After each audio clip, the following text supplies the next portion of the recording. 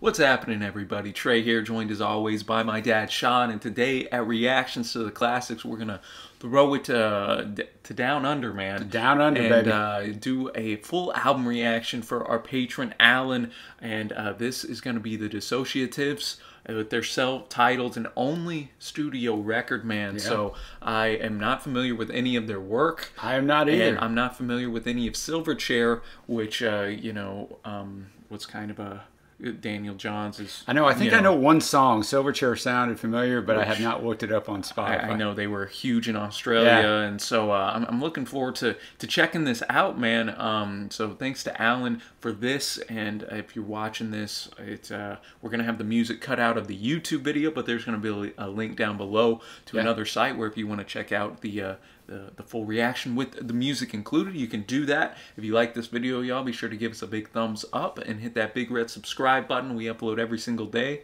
And if you'd like to be a patron like our guy Alan here, you can check that out as well down in the description box, and you can look at what we got to offer there. But all that to say, man. And also our podcast drops every Friday. That's we right. got a lot of stuff going on, guys. And we're going to get into some quick facts before going into just track by track the reaction. So yeah, we already mentioned it. It's their only studio album, released in April of 2004. Went to number 12 on the charts in Australia.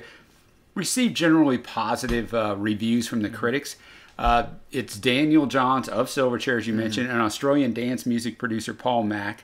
They met when Mac remixed Silverchair's song Freak off the Freak Show album. In mid-2003, they collaborated to record this album, starting with basic tracks in London and finishing off in Sydney and Newcastle. They provided all the instrumental tracks and vocals themselves, with Johns writing the lyrics and recording them in Newcastle. They described the music and lyrics in the April 2004 Australian edition of Rolling Stone this way: "The music is for me a combination of excitement, happiness, rambunctiousness, done to whimsy," John said.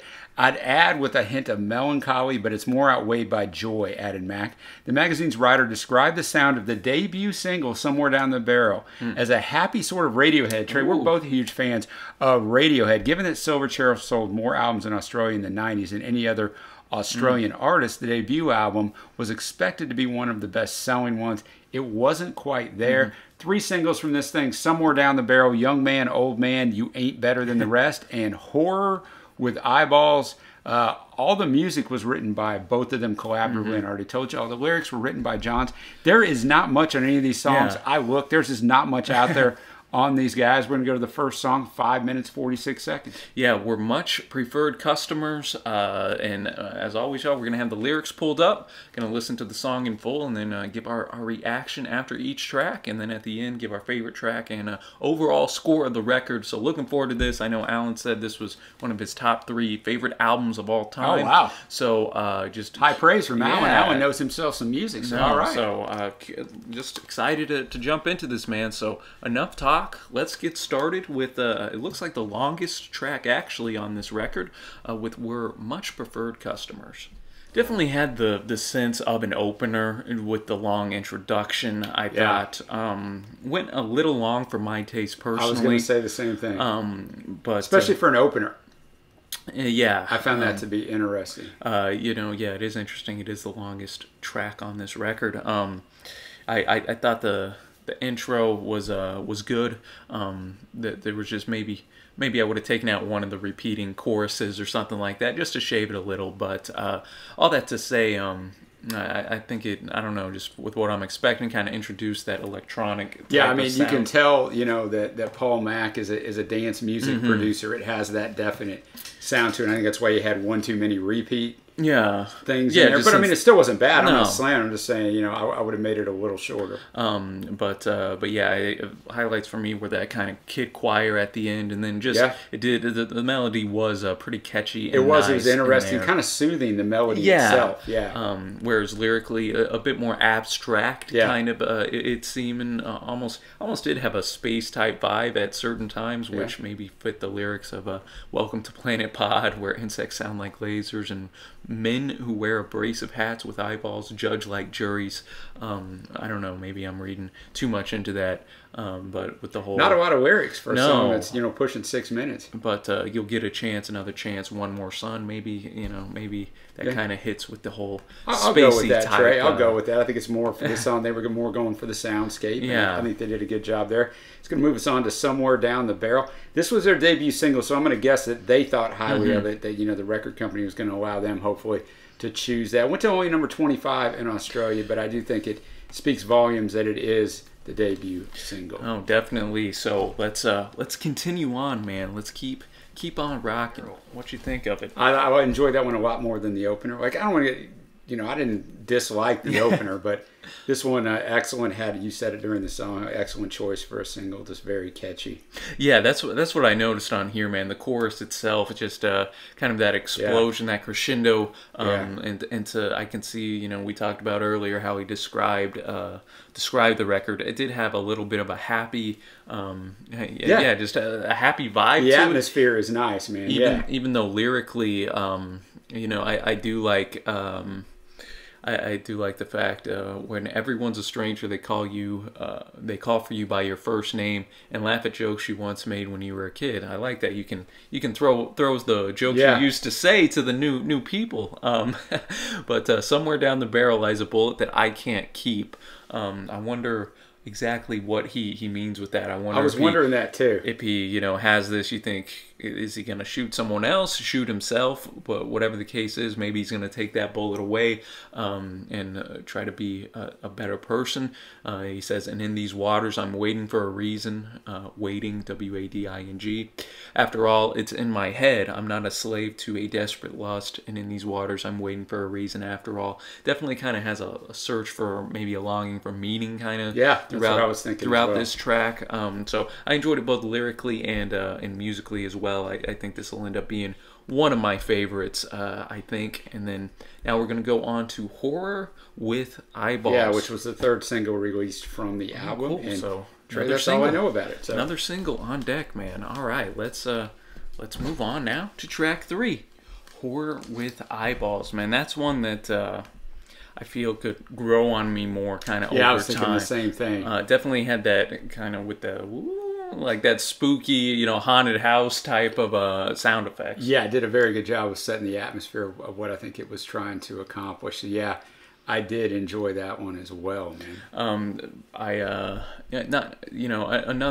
I don't know, interesting choice kind of for a single. I thought the same thing. Because it does have that catchiness to it though, and still almost light feel with the all of this time on my hands so far has gone to feeding my animals, but then it goes to that interesting sound escapes the more eeriness, spookiness. So I thought they did a good job switching up the feeling there, switching up kind of what they were going for, and then just kind of again those reflective horror like lyrics. I feel a root vegetable, am I dead or buried alive? Just an interesting kind of tune and soundscape in there as well. Yeah, I agree. And he mentions all of that time I was dead, limbless in bed, a sedated experiment. So I wonder at the end of the day if any of this happened to him in the song, or was it just like a dream? Was he the one being experimented on? Yeah, that's what I thought at the end when we got to that. It was like, okay. I'll be curious what...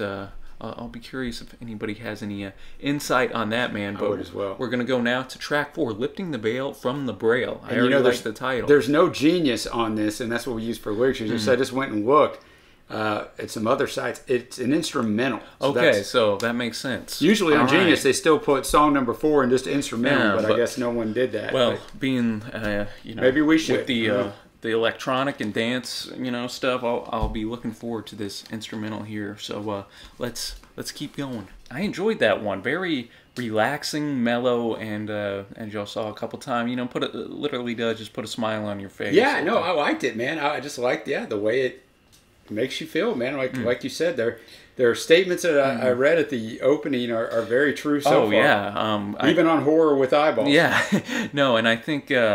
I think just adding kind of the whistling in there maybe adds to the relaxing and almost fun, whimsical nature of it, along with the just the ooh, you know, the non-lyric lyrics type of thing, and then the cool little electric guitar breakdown for a minute there at the end was pretty cool too, and unique before we went back to the melody we were used to in that tune, man. So cool stuff there. Now we're going to go to track 5, Forever and a Day. We're already humming through this album quite a bit. Halfway done. So this one does have lyrics, so we'll have those up in front of us and continue to rock and roll. Cool little production technique at the end there where his voice was just coming in. I was going to say that panning in the left ear. Yeah, I think if they would have shaved a minute off this, I don't think they needed to on the album, but I think they could have shaved a minute off and done a single edit. I think this would have been a good single choice. I was going to say, it has that, just that catchy single-like sound, you know, repeating that forever and a day. I think, you know, as we're halfway through the album, that's kind of the strong point of this group, is kind of coming in, like, climaxing the song with the chorus, with the best type of melody, sound, the harmonization. Again, utilized almost that kid-like, childlike choir, which was an interesting technique, and maybe probably the one of the best set of lyrics. I was thinking the same thing on the record as well. You know, it's a simple concept, you know, missing our loved one and whatnot, you know, forever and a day, so cold without you, lonely without you, whenever you're away, I'm starting to doubt you. You know, so cold, but it's a simple concept, but it's one that's very relatable to a wide range of people. Agreed. And it kind of points back to the, you know, maybe would have done well as a single, man. For sure. But you know, I enjoyed this one. Good way to kind of end out this first half of the record, I think. And now we're going to one of the shorter tracks on this album, Thinking in Reverse. Yeah, I don't know anything about this one, but I'm curious about the lyrics, since it's an interesting title. Yeah, Thinking in Reverse. I like that concept. So let's keep trucking on. Definitely the biggest BPM up to sure. Up to this point, man. Interesting production at the end there, almost like he was skidding on a vinyl record or whatnot, repeating and whatnot. Interesting lyrics as well. This hospital's my favorite church, and I got it all right. To see what I can see is taking over me. The concept of thinking in reverse, kind of that wooziness and whatnot. I don't know, that kind of was reflected in the tunes. I will say up to this point, that was my least favorite track. I agree. I don't think it was horrible, but it was, you know, it's on first listen. It didn't have as much as the catchiness, I guess I could say. I mean, they still had it when in the chorus a little bit, but you know, I don't know if that's really what they were trying to go out and do per se, man. But and maybe that's one that'll grow on me over time a little bit, but yeah, it may. And our next track is also another instrumental. I was doing some research, couldn't find it anywhere. I finally found it. Paris circa 2007 / with the word written out / 08. A little under 4 minutes. All right, well, let's see if we like this as much as Lifting the Veil from the Braille. Interesting song title. Yeah, very interesting. If y'all got any insight on the name to this track, shoot us a comment down below, man. But as you mentioned in the reaction, it did have a little Nintendo-esque video game flair to it. I don't say that in a bad way. You said during the song it sticks in your head a little bit. Instrumentals are interesting on albums. I think they rarely work outside of a concept album. Or unless there's just some insane instrumentation, like on a Floyd album or something, you know, some sort of soundscape. I think this works okay, and I think when your collaborator is a dance music producer, it makes more sense to have this on here. So it was okay for me. It wasn't a bad thing. It was just kind of there for me on the whole. I didn't like it as much as Lifting the Veil from Braille. But still, I mean, obviously some impressive you know, production and whatnot, but not one that's I think really gonna stick with me per se on this. But hey, you can't hit a banker on all of them, man. No. Well, next up, Trey, we have the second single, went to number 46, but it was nominated for Song of the Year in Australia, it's young man, old man, you ain't better than the rest. So if someone broke into into this room right now, they might shout, young man, old man, you ain't better than the rest. Not that we think we are, but looking forward to this because I thought, you know, the first single, Somewhere Down the Barrel, sounded really good. I thought agree. Horror with Eyeballs, the third single, sounded nice, and then we picked out another single for him, Forever and a Day. But that's right. They didn't ask us in 2004. When you would have been 9, it would have been odd to ask you. So let's see what we got right here. All right, young man, old man, you ain't better than the rest. Definitely, I think single worthy due to I agree 100%. Another very catchy. I mean, there's not a lot of different lyrics in here. No, I think the lyrics are basically nonsensical. I don't know if he was going somewhere with it or not, but it's more a soundscape song. Yeah, it's catchy and pleasant to hear on repeated listens. I agree, and then I like the fact they kind of utilize the kid choir in there. The "You Ain't Better Than the Rest" because it does center around the whole boys, young man, old man type of thing. So I think they got that choir in there, Trey, for like a 3-hour studio session. Decided to utilize them across multiple songs. Let's get a nice technique. But yeah, I wonder. Hey, boys, we speak better than young men, but we'll be better than an old man, honey. You'll see. Do you think the person here speaking is kind of in the middle? That's what I was saying. Young man, or in an old man, because he's kind of speaking down, saying, "Hey, boys, we speak better than young men." Are you late 20s here, maybe early 30s? I don't know. That's what I was wondering. Well, they'll be better than an old man, so they're not quite old yet. Right. So yeah, I thought this one was definitely very catchy. One of the better ones on this record, I think. And now we're gonna go to Angry Megaphone Man. We got a few of those in the United States right now in the current political climate, my man. So about a 5-minute track here, the penultimate track, and then we'll end it off with "Sweet Sleep Well Tonight." So.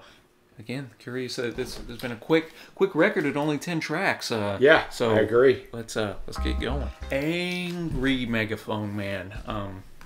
Lots of different switches in there. Yeah, it reminded me a lot of the opening track were Much Preferred Customers.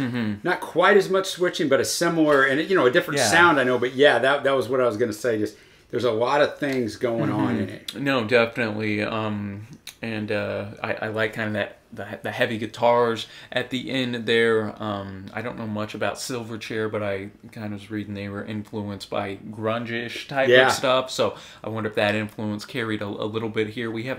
I haven't heard much similar to that up to this record. I have not either. No, different soundscape for sure. But maybe wanted to add that in there here as well. Especially again added a little bit of eeriness there with just there were times where there's only just that piano going. He was delivering really soft and then going up as we come to expect from the Dissociatives. Those catchy choruses and soundscapes and whatnot. Not a favorite for me, but no, me neither. But it was fine. It was interesting music. Yeah, that I thought was solid. And now we're gonna end with the shortest track. Yeah, "Sleep Well Tonight." Just from the title, I'm expecting a very mellow sound. Me too. Two and a half minutes, but we may be surprised. And after that, we'll get to our favorite tracks and overall score. Let's finish this one out. The final track on here, I was kind of right in my hypothesis. Yeah, you were. You were. Not much electronic musical influence there. And I kind of like the lyrics. "Some foolish man dreamt that dreaming had no meaning." So, and if that was the case, then his dream about the dreaming having no meaning doesn't mean anything. Yeah, exactly. I was thinking that too. And life is quite simply a series of illusions. That's one of the better sets of lyrics I think on this whole record. Definitely works, I think, for a album closer. Yeah, that was a nice touch for what it is. Now we'll move on, y'all, to our favorite tracks. For me, I'm going "Somewhere Down the Barrel." Me as well. Going "Young Man, Old Man." Me too. And then I got to shout out the instrumental work. Just probably my favorite melody actually on the whole record. I'm going "Lifting the Veil" from the Braille. See, that was in contention for my third one, but I'm going to go "Forever in a Day." What I was thinking, those were the other, Yeah, I was definitely right there with you. Very catchy and whatnot. Now, to the overall score of the record, I always preface this by saying this is first listen. You know, if you've been listening to this record for many years, like I know our dude Alan has, you know, it might take a little longer to grow on me. The songs I enjoyed, I really did enjoy. I thought the highlights of this album are definitely the melodies. Yes, the production I thought was very crisp, very unique, and not many places there where it felt like it drug on per se, even though a lot of these are 4+ minute long songs. So that's the positive for me. Negatives, there wasn't a lot lyrically for me to latch onto, but in saying that, you know, I know not every genre and album is trying to do that, so I'm not going to hold that against it really too much. I wasn't a huge fan of the vocals throughout this either. They weren't bad per se, but it at times came across just as a little bit just kind of meh to me. But that's just my personal opinion, man. So for me, I'm gonna be at a 6 to 5 on this album after first listen. Still, I think above average. The songs I enjoyed, I really did enjoy. There were just some tracks that were just there and a little bit forgettable for me. But hey, that is only first listen. What about you? Yeah, same thing. It's first listen, and you know, you mentioned, I won't belabor the point, but you know, music becomes like an old friend to us. It's very familiar. So if you listen to it a lot, or you had it when it came out, it harkens you back to yesteryear. And I've got several albums that way. So it's hard on first listen, especially on something like this with the soundscape. It's more of a soundscape album because, you know, when you have Paul Mack, a dance music producer on here, you can tell half of this group is that because you said it didn't seem like the songs drug on. I think on the longer songs, almost every one of them could have been cut 1 minute. And on the shorter ones, almost every one of them could have been cut 30 seconds. And I thought it would have made for a tighter production. I'm kind of going to echo your sentiments. There's 4 songs out of 10 that I really, really liked. There's 3 more that I thought were pretty good. And then there's 3 that were So not a bad ratio. I'm going to be kind of right there. I'm going to be at a 6.5 just because I think the professionalism in the soundscape was awfully nice, and you know, I'm glad I got to listen to it. It's something different for us, definitely on the channel. For sure, man. I appreciate Alan, you bringing this to us. I know this is a special one to you. I don't want it to come across not at all. You know, bashing the album. I want to be honest, but I also want to say I appreciate you bringing it to us. All due respect, man. Definitely not bashing it. And an album that you know, if you listen to it, I think you're going to be rewarded at certain points for sure, man. So as always, Alan, really appreciate you and the support, man. You brought us many fun and solid. Even got you to like a John Mayer album, dude. That's right, man. Alan deserves all the credit for that right there. But let us know, y'all, if you're familiar with this record, what you thought of it down in the comment section below. As always, Dad, appreciate the research. A lot of fun. And until next time, y'all, thanks for watching. Happy listening, and we will see ya.